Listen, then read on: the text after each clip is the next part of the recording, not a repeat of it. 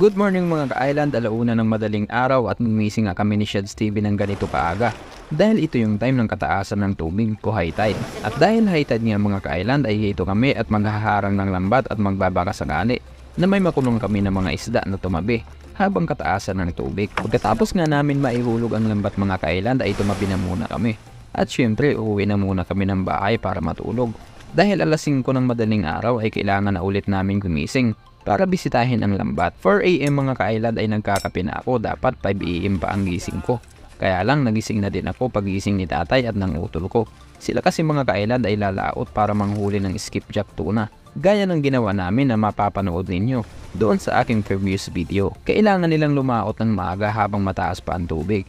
Kasi kung mamaya pa ay posibleng hindi na sila makalabas dahil sa sobrang baba na ng tubig o low tide. Kaya naman nag-umpisa na silang ibaba ang mga bangka at syempre lalaot din itong aking bangka na si Utol ang nagdadala. Nakaalis na nga sila mga ka-island at ako naman ay dito na muna sa duyan. At dito na ako magpapalipas ng oras hanggang sumapit ang alas 5 ng madaling araw. 5 AM na nga mga ka-island at bumaba na din itong aking kasama. At ito na ang tamang oras para puntahan na namin ang hinaharang naming lambat para tingnan kung may mga nahuli na ito. Pagdating nga namin sa lambat mga ka-island ay ito ang aming mga nakita. Itong popper fish na lumubo na at mukhang napagtripan yata itong aso na kasama namin. May mga nahuli din mga ka-island na kulay pulang isda na kung tawagin dito sa aming lugar ay pangkak. Huli din itong moray eel mga ka-island at itong isang isda na kalahi ng lapu-lapong craig. May nahuli din mga ka-island na isdang haba o needlefish at dahil mukhang makakawala pa ito ay dinala na lang namin mga ka-island. Tamang-tama ito pang ihaw at pang-ulam para sa aming umagahan. At dahil punti pa lang ang huli ng lambat mga ka-island ay tumabi ng muna kami at babalik na lang ulit kami mamayang alas 7. At habang naghihintay kami ng liwanag mga ka-island ay iihawin muna namin itong isdang haba. At dito ay humingi ako ng baga kay Lola Eming. Ganito talaga ito mga ka-island, kailangang iwas-iwas para hindi mamatay ang baga. Paglabas ko nga mga ka-island ay naghahanda na itong kasama ko ng mga panggatong. Sabi pa nga niya sa akin mga ka-island ay hipan ko daw para mabilis kumalat ang apoy. At ginawa ko naman at muntik pa akong mapaso mga ka-island. Habang ako mga ka-island ay nagpapadikit ng apoy, ay may pa-drone shots pa talaga itong si Shads TV.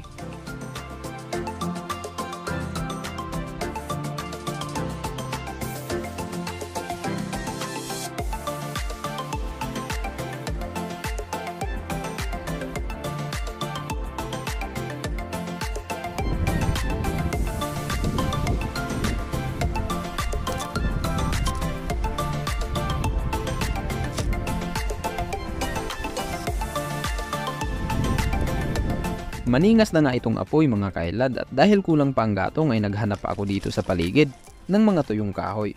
Madami na ang kinuha ko mga ka-island at sigurado ako nakasya na ito at kaya nang maluto yung isang pirasong needlefish.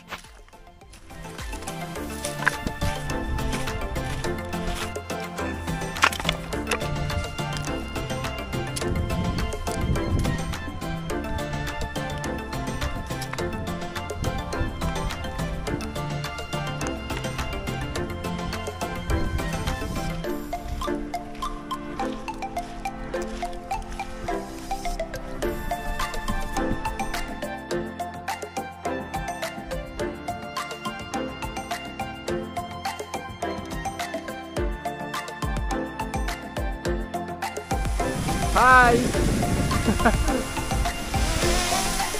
Kamu ay!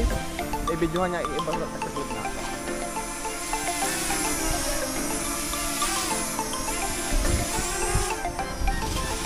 Lumalayo yan eh.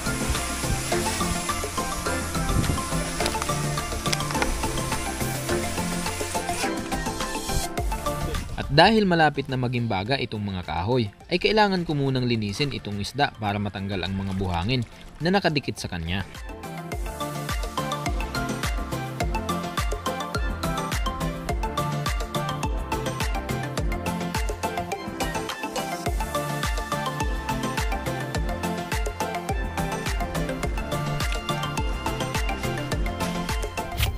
At dahil maliwanag na ang paligid mga ka-island ay kailangang maluto na agad ito at makakain kami ng umagahan. Sa pag-ihaw ng ganitong klaseng isda ay hindi kailangan ang matagal na nakababad sa apoy, mabilis lang ito maluto mga ka-island. Pagkaluto nga ang plano sana namin ay dito kami kakain sa labas. Kaya lang hindi nakisama ang panahon. Bumuhos ang malakas na ulan kaya dito kami napadpad sa tapat ng pinto ng kubo na ito. At pagkatapos nga namin mag-pray mga ka-island ay kumain na kami at nakakagana talaga ang ganitong klaseng tandem ng ulam. Sa usawa namin ay kalamansi na may sili na nakalimutang lagyan ng asin.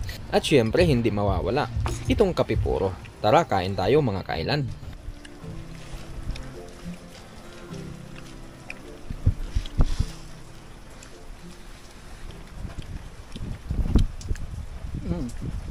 Yes man ah. Sarap ah.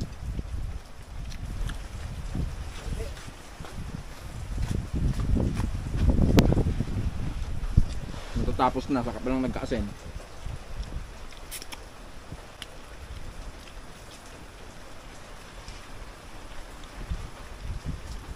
Ang hinawan ay kapay. Sarap. Tumapakayat isarap. Busa boleh enggak asing.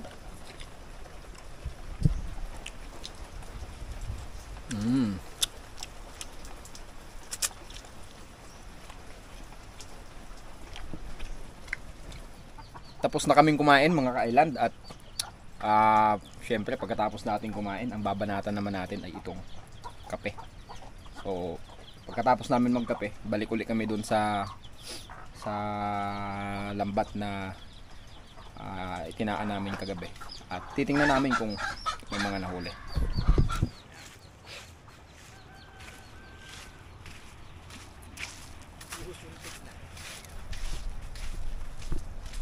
Yan pa eh.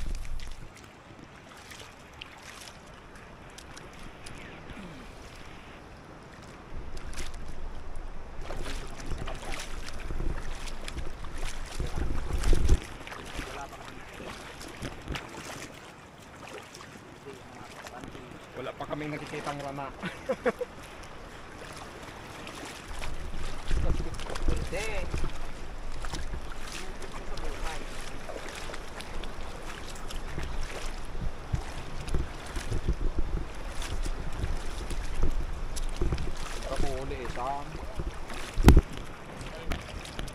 Dugo ay. Duga.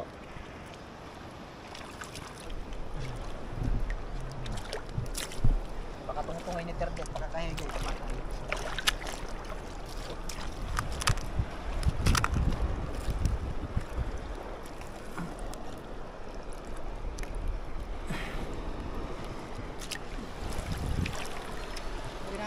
Yung mga nakita nyo mga ka-island na mga isda dito sa lambat na pinakita ko kanina sa video is sa hinaba-haba na ng lambat na nakataan dito is yun lang talaga mga ka-island yung mga nahuhuli pa ng lambat na ito sapagkat yun nga nakadepende din sa panahon yung paglagay ng lambat dito. Pag maliwanag ang buwan walang tumatabi na masyadong isda kaya siguro ay yun yung dahilan kung bakit wala kaming masyadong huli ngayon. Ito, mayroon pa dito mga ka-island na isa. Goldfish. Bagong bangga yata to mga ka-island. Ayan o. Goldfish. Bukes.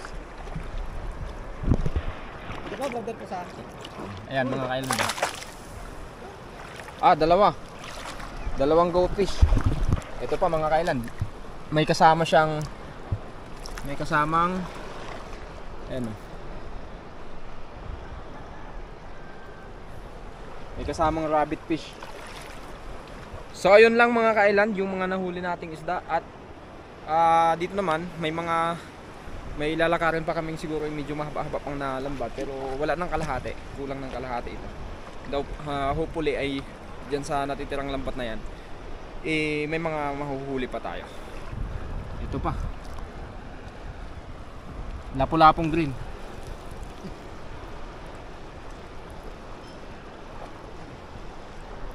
Kailan?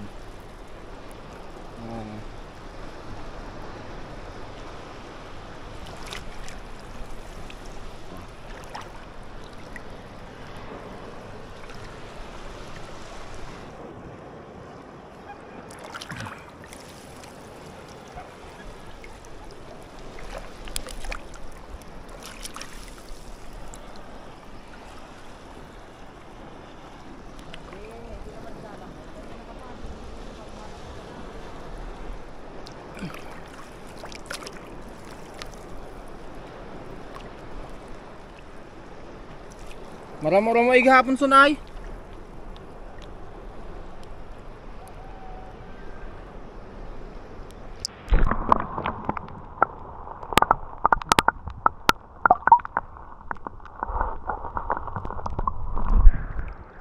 So hanggang dun lang mga kailan yung lambat na